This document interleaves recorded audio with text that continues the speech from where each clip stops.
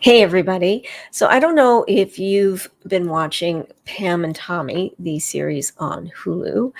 I was watching it and I wanted to give my thoughts as a filmmaker and as an audience member on it. And also the recent news that I heard, I didn't realize this, that Pamela Anderson, who is Pam in Pam and Tommy, uh, did not take part in the production of this, did not give permission.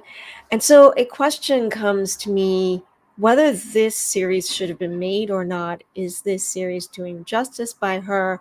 Is this series breaking open a very serious wound and taking the power away from her to tell her own story visually? And what should be done about that, or what should have been done about that? So first, let's get into wait, what? Pam and Tom, who, what? Okay, first of all, in case you don't know, Pamela Anderson is she's very beautiful model and actress and uh, entrepreneur. She's extremely talented, but her claim to fame would be uh, more being in Playboy and being in Baywatch in the red bathing suit. That's where most people will know her from, but she is more she there's more to her than meets the eye. And unfortunately, the time that she was coming up in her career, um, they weren't as fair to her as they should have been, that's for sure, because they were just looking at her as a visual subject and not anything deeper than that. But she is definitely someone who is highly intelligent. She's an advocate. She's a great mom. She's someone I always admired because she was able to balance a lot of things in her life and also would fight for what was right. Uh, and she married Tommy Lee, who was lead singer, not lead singer, from my ear, I should know this. He's the drummer for Motley Crue, and he was a pretty controversial guy. Both very talented people, both very beautiful looking people. They end up meeting, hitting it off, getting married in a few days. One thing leads to another, and like many people, they turned on a camera and were like, let's film ourselves. And unfortunately, someone stole the tape from their home, put it on the internet, and it became a whole controversy because sex tapes had never been put out there before. Um, I mean, nowadays people leak their own sex tapes and go, oh my God, someone stole it and put it up there. I didn't even know I was being filmed. Yet there's like beautiful lighting and all these angles and whatever. Um, this was an actual incident where it was a personal uh, tape that they made, and then someone took it and, unbeknownst to them, went and tried to profit off of it. It went to court, if it was a faked tape, it wouldn't have been able to go to court because that would have been like that would have come out. So, long story short, that is what this series is about. Uh, what they went through, and especially what Pamela Anderson went through during this whole controversy. So, now, when the creator decided to do this, it's a Hulu original. Did they contact Pamela Anderson? Now, I can't say they did or didn't contact her, but my understanding is that the lead actress playing her did try and reach out, and there was no response back. And from what I am aware of, Pamela Anderson did not give the okay on this. She did not agree to sign off. There was nothing. And part of, some of you are going, well, wait a minute. How is that possible? How can they make a movie about her life without her permission? Oh, it happens all the time. Second, you are famous. Nobody needs your permission to make something about you, which I'm back and forth on. I mean, if I wanted to make a movie about Lincoln, I'm not going to be able to get his permission. So that doesn't mean I shouldn't be able to make a movie about him. He's a public figure. Once something or someone is public, it's sort of free game to a certain extent. Now, there are lines you can't cross in permissions. You have to ask, depending on what you're going to use their likeness for, or actual images of them and stuff like that. But if you wanted to tell a story based on their life, you most certainly can do that. And that's where it gets into a problematic area, because are you going to go about this the ethical way? Are you going to try and do right by this person? Or are you going to pretty much just their face and their name, and the essence of what happened is there, and then the rest of it is a bunch of fictionalized stuff that had nothing to do with this person, and maybe in fact would be a way that it would be unfair to represent this person? For example, the professor that invented Wonder Woman, he and his wife, and I think it was a girlfriend, um, the story about their lives, the development of the character of Wonder Woman, the movie does not resemble the truth whatsoever. It was all of a sudden this threesome back in, the early century, and all this kinky stuff that went on, and the family was very upset. They're like, that is taking away from their accomplishments. There are so many other stories to do with these people that you could have told in this movie, instead of focusing on it being a fun kinky film. I mean, that's fine, but don't make that about an actual person. If that's not what happened, then don't do that. And the director said, well, I didn't want to talk to the family. I felt like I should just see what I can invent. No, I'm sorry. Invent fake stuff. That is totally fine. Invent a way. But me personally, as a filmmaker, no. If it's about a real person, if that person's available, if they're willing, I want to talk to them. I want to do my research. My research, just like if I'm writing any character, when I write a film, I'm not only writing about a person, I'm writing about every person. I'm writing about the situations. I'm writing about the place, the time. So now I have to do all this research into what is this place? What's the culture of this place? What do they like to eat? Who is this person? What was their childhood like? Even if I'm not going to show their childhood in the film, I still have to have basically a biography on this person, so that I know what are the little ticks, what are their traumas, what are the things that help me to give them something in the story, or how would a person that has this entire backstory, how would they respond to something? So I have to do my research. And if this person comes from a culture that I'm not familiar with, okay, well, I really need to do my due diligence there. I try the best I can to research as much as possible on my own, write the best way I can, some basic layout. And then I now go and consult with people that are actually from that background, because there's something that I cannot bring to it that someone who is from wherever, just like if it was a character who's disabled, I know how to write about that character because I am disabled. Do I know how to write for every disabled character ever? No, it depends on what their issues are. And if it's nothing that's ever happened to me, there's a certain amount I can write on, of course, because I've had the experience of not being able to use the steps, and everybody in the wheelchair, for the most part, has encountered, there's a bunch of steps. I can't go where I need to go. Now it's complicated. But do I understand the difference between I don't have the upper body strength to take a manual chair and pop down a bunch of stairs or up a bunch of stairs like some people can? No, I actually don't understand how that feels.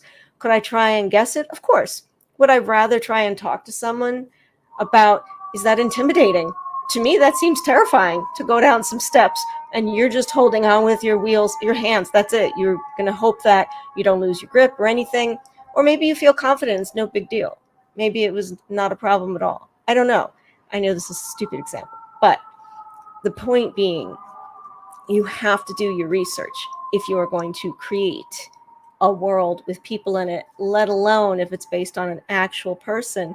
And if you have the actual person in existence, I mean, you'd want to talk to them. Now, what if Pamela doesn't want to talk? Should it not be made? Well, You know, I think you'd have to make it with, if you're going to make it, you have to make it with respect. You have to. And she did have a book out. I'm, very sure that they must have read the book and tried to glean as much information as possible. I mean, if it were me, that's what I would try to do. I just feel badly that her power is being taken away from her in telling her story in a film format. Sure, she did get to put it in a book. Yes, I understand that. But just like Monica, what's her name? Anyway, the one with President Clinton. She was an executive producer on American Crime, about the story about her going through that controversy. And that made a bunch of difference to it. Now, do I feel they still could have handled that differently? They did have her as a consultant. She did get to say, no, this, you should put this in. Actually, this is what happened here.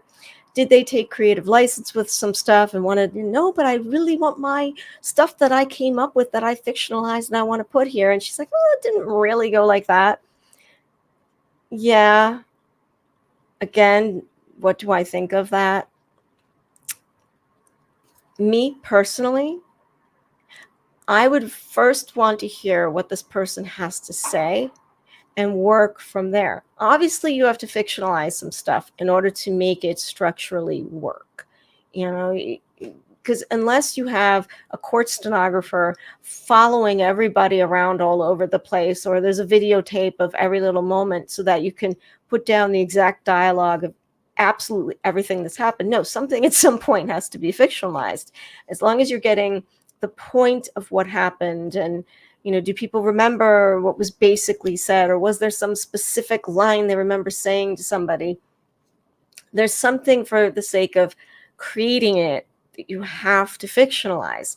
But the main story points, I personally feel you shouldn't. I don't feel you should add people that never existed that are main characters. I'm not saying that you can't make a fictional character of a person that serves you coffee at the restaurant, because you want to put this conversation into some environment that you just, it'll speed things along.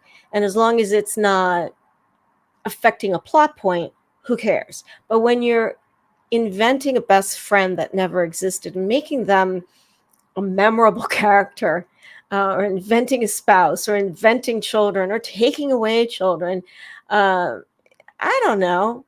When I watch a movie about someone's life, I want to deal as close to the facts as possible, because I feel like you're telling us the story of this person, not about a person that reminds you of them. So if you're going to do that, then just make it different name. Just make the fantasy version of this, but not the reality. I personally have a big problem with it, because I also feel like it's in part lazy writing, because there's so many times I see ways that people could just go about creating the same thing and do it as close to the truth as possible, and it would still work. And I understand the excuses that are often given is, well, it just, would have taken so long, and it wouldn't have hit all these points, and it would have, it just would have meandered on. No, you're not trying hard enough. And I know it's frustrating, and I know it's difficult to come up with something that moves, because you don't want anything in your script that doesn't move the story forward. If it's not moving the story forward, then it usually has to go. Those are the things that get edited out. I'm not saying you can't have some stuff in there just for fluff and fun. Obviously you can. Projects do that all the time. And sometimes those are the things that actually the audiences love. So, I just feel like it's lazy writing to not make an effort to, try to stay with the facts of the plot points, the main stuff. You can make it interesting if you really try. That's my personal feeling. I don't know if it's, people who want to write something and they can't write the thing they'd like to, so they're taking the thing they were hired to write and adding their fantasies in it because they can't make an independent fantasy film of what they'd really like to write about. I don't know the reason why, but it's become to me, it's become a major problem in Hollywood, because there isn't anything you turn on TV that's supposed to be, the story of this actual event, and it's not. It's just not. And then people sit there going, wow, these people, they were so amazing, and the strength to do this and to do this. And it's like, but it's not even the true story of what happened. Like, who are you admiring? Their fictional version or them? And I can't imagine sitting there watching my story and going, nope, that didn't happen. I don't know who those people are. Like, so enough with that. So when it comes to this story, should Pamela have been involved? That would have been great. If she's not, try and be respectful as possible and tell the story in a way that really emphasizes this situation was a violating situation to her. And this is why this story is particularly sensitive.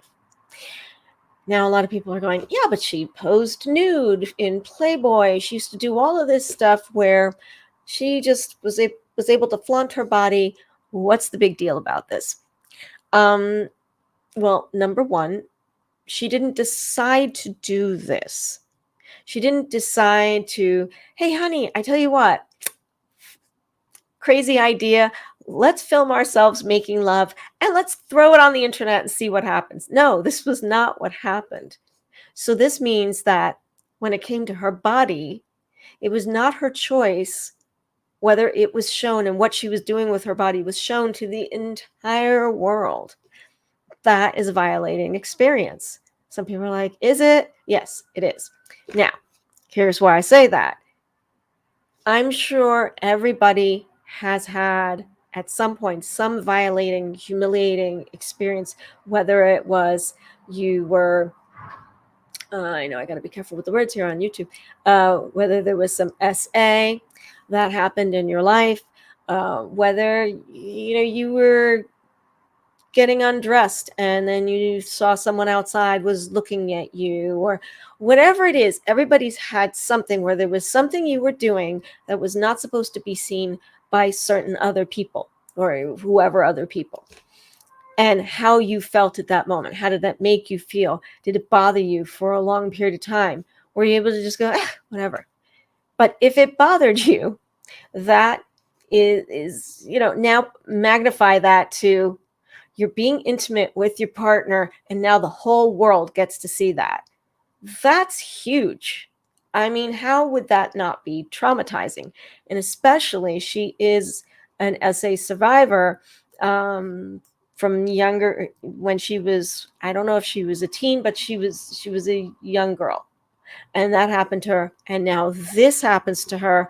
That, for most people who are survivors, and I can speak personally on that, there are things that can trigger a PTSD that does come with that kind of experience. And how would this not be that? How would this not be re-traumatize her for that experience? And now there's a new traumatizing experience. So perhaps this series being made without her involvement, and without her choosing to be involved or choosing to have it done, perhaps this is a new traumatizing experience that's ripping open some old wounds when it comes to that, because I'm sure that stuff didn't fully heal. With traumas like that, you don't get over it, you get past it if you put the work in, and a lot of work, but it never really leaves you. So now imagine this again. This is, anybody in the world can tune in, depending on the license agreement with Hulu in whatever country. But for the most part, anybody can tune in and see this. So so the question becomes, is it ethical to do this project knowing it's about that kind of a topic, and you're also going to make this a really sexy project? I am so back and forth on it, and I almost felt guilty for even watching it. But then I thought, well, I had watched 4 episodes, and then I found out that she hadn't put her stamp of approval on it.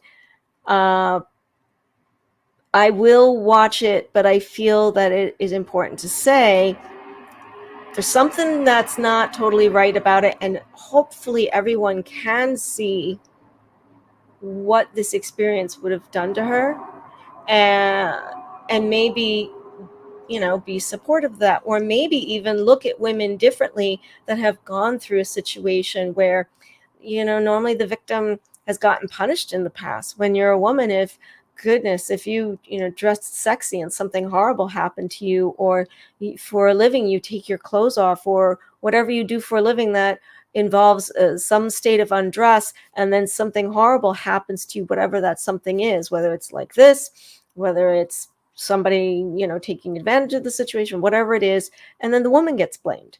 And that's been a thing that's happened for a very long time, and especially happened to her, where everyone was like, what's the big deal? You pose for Playboy. you know I don't understand why you're upset. No, for any woman that did not have the choice of how her body was going to be taken advantage of, if she didn't have the choice of what she wanted to do with her body, then her body was being taken away from her in essence, and used in a way she did not give the okay for. That's not right. That's immoral. That's violating. That is not right. And to blame someone for suffering because they were put through that and basically being abused about it, sometimes how people respond to someone going through an abuse situation is actually more difficult than the actual original situation itself. So I think maybe this can be a conversation starter for women's issues. Couldn't you watch this series as a fun series? Sure. I mean, of course, it's a free country. I'm not going to tell you how to watch something. Now, what do I think of how it's going with how it's put together and casting?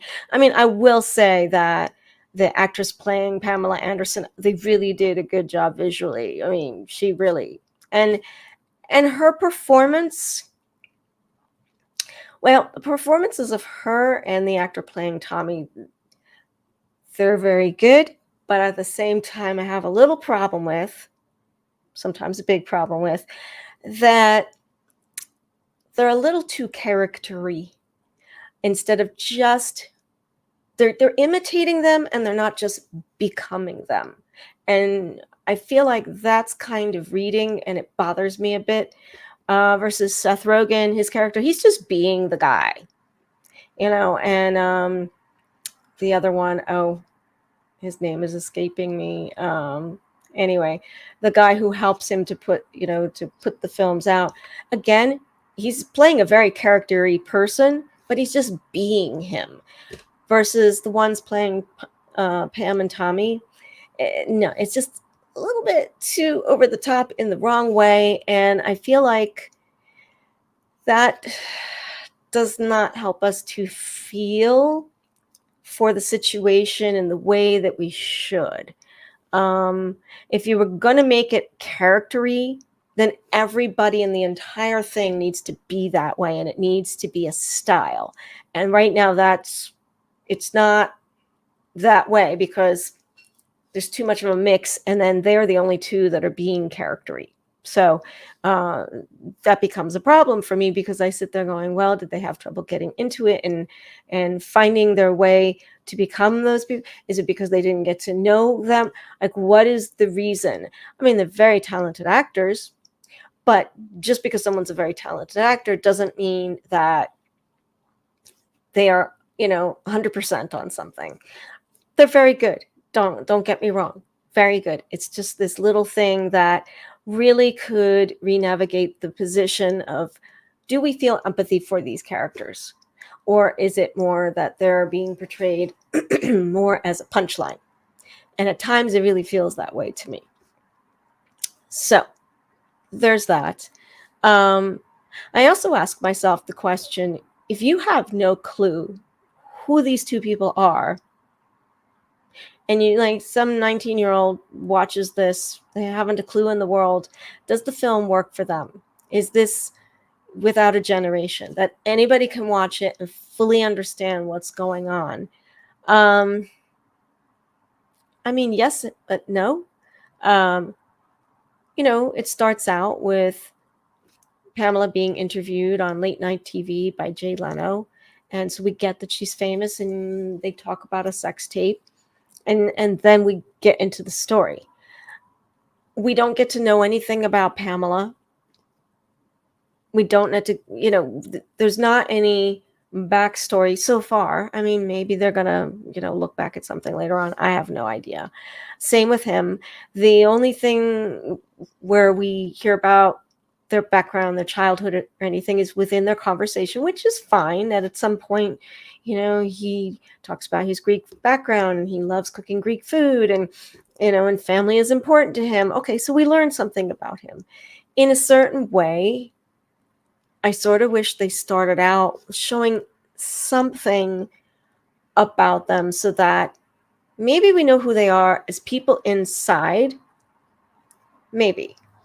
But there's just something missing because we're going straight to the controversy. We're going, well, not straight to the controversy, but straight to where they meet. And the controversy doesn't start that much after that.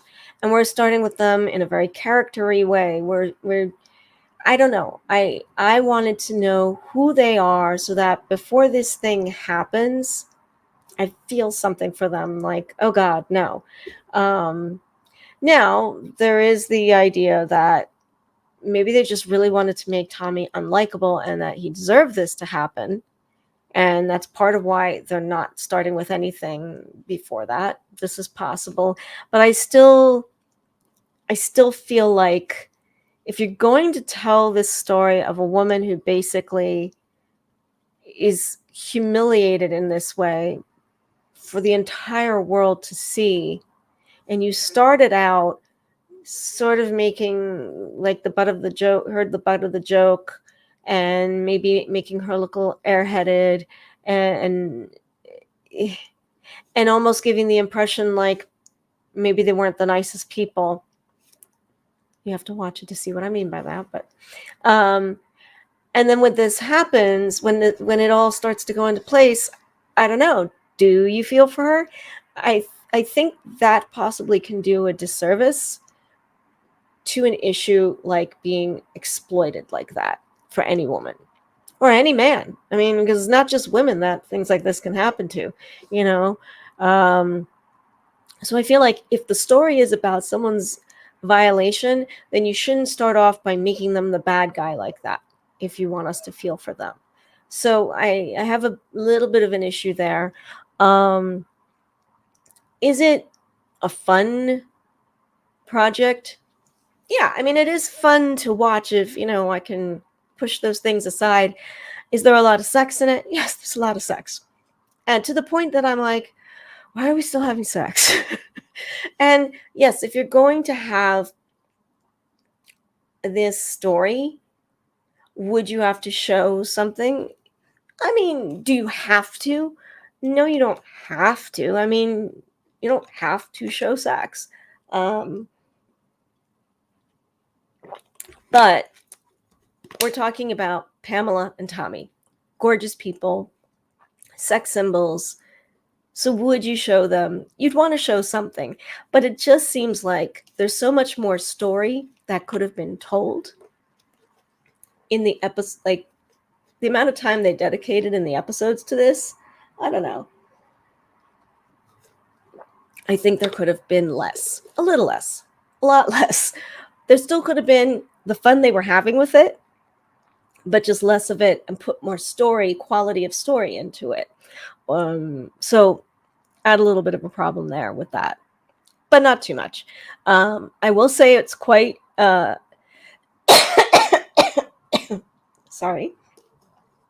it's the fun of acid reflux. I will say that with the makeup job for the actress who plays Pamela, at first I was trying to figure out, I thought that she wasn't very filled out on top. And then sure enough, I saw an interview with her, and yes, these are prosthetics that she is wearing when she's running around nude. And I have to say, it is an impressive job because you cannot tell that these are prosthetics. So they really, when it comes to the visual component of this, they really did put a lot of work into it. Even for Tommy, there are some prosthetics going on. Yeah. um, yeah. Hey, good job. What can I say? I just feel it's that thing that I was saying before. Does whatever you're writing and filming move the story forward? If it doesn't, it shouldn't be there. But that doesn't mean there shouldn't be some fluff and some fun. So should there not be nude scenes? Should there not be sex scenes? No, it's fine. They should be there. But it's just there was so much that I thought, I don't feel like we're getting to know them, and we're being kind of force fed that these two were into each other. They were hot for each other, and they were just falling in love, and just like everything was roses and honey, and we're being told that as opposed to show all that kind of stuff. It's good because I think the fact that they were a hot, passionate couple, yeah. But I also feel like they weren't going as far as they could to show that they're both highly intelligent people. What kind of conversations would they actually be having? I mean, the first episode definitely they really come off as two goofballs. And I'm not saying that they weren't having goofball moments, but they they don't come off as the people that they actually are. And you know, I think the story of it's not, what you think you see is not there. There's more to a person than what you see, and that's being lost a little bit. I think they're slowly bringing it in there, but the person that, for example, Pamela Anderson is, she is highly intelligent. They're not. That's not there.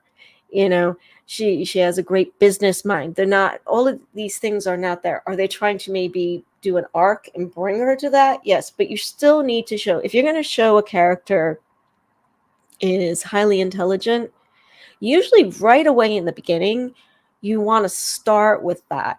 And I don't feel like they make that strong enough. Now, was Pamela Anderson smart enough to know how to play dumb and did some charactery stuff in her career to just play a certain type of character? But she did it in a very coy way. Like, we're all in on the joke. She's doing it, but that's not her.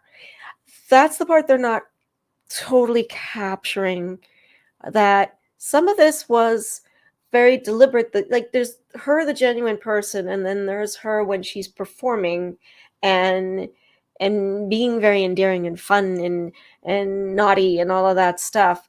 She knew how to play that stuff off to, what to present for entertainment purposes. That was part of her branding, and this is where the business mind comes in. Now, I feel like they should have dealt with that a little bit because I think that makes her interesting. And that's with most people that you see up there. Not everybody is talking and acting the way you see them when they're on an interview show. Some are. It depends what their branding is. It depends who they are and when they're trying to be a jokester and when they're not, or when they're trying to be a sexy vixen or whatever, their branding is. So I feel like they could have paid attention to that a little bit more.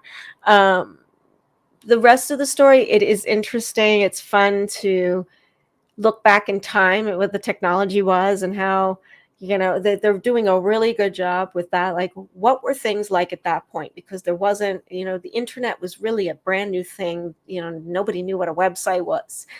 People had VHS. There was no, you'd have to use your phone line to dial up to go online. They're showing all of that really, really well. And it's kind of fun to see the technology end of it and how they have to troubleshoot to make this happen. They are, in a way, trying to help us to feel for the bad guy, which is fine. But at the end of the day, this is still a pretty heinous thing to do to somebody. So in one way, I feel like they're trying to tell us to feel empathy for him, but in a certain way they're showing it a little bit more, and in the beginning it's more that they're forcing us to accept that we must feel a certain way about her and Tommy, and it takes a little while to start getting into a place where the way they're writing it and the way it's being performed is making us feel things, and that's a problem. When you're trying to evoke emotions from an audience, how you put the puzzle pieces together really can determine how you lead people to whether they laugh, they cry. And I really think that charactery acting that they are doing is hurting it. And I don't know if, because there's multiple directors here, I don't know if there is a point person for what is the style. There should be. There usually is. It doesn't feel like it when something like that happens. But whose vision was it and how everyone should present themselves? Because that really determines what kind of emotion do you want the audience to have? Do you want everyone to have a fun ride with this and to have some laughs? Or do you also want to have people in tears and heartbroken? And I don't feel like this is the project that is easily going to make you feel heartbroken, because it's having trouble, at least for me, making me connect to how this would just make her feel, you know, just ripped apart and exposed. That part so far is not there. Now maybe that'll change. We will see. So those are a ton of my thoughts, in not short, not in a short format. um, but we will see. Maybe this will improve. Um, I just really want them to stop acting like characters of Pam and Tommy. I really do. That's bugging me like crazy. But I would be curious if you've seen it. How were you viewing it? Is it coming across the same way? Is it working for you? Do you even know who they are? Um, do you feel that this was a big crisis for her? Do you feel that this would be a big crisis for her to have a series about the most one of the most horrible things that happened in her life up there without her involvement whatsoever to help tell that story or any kind of input?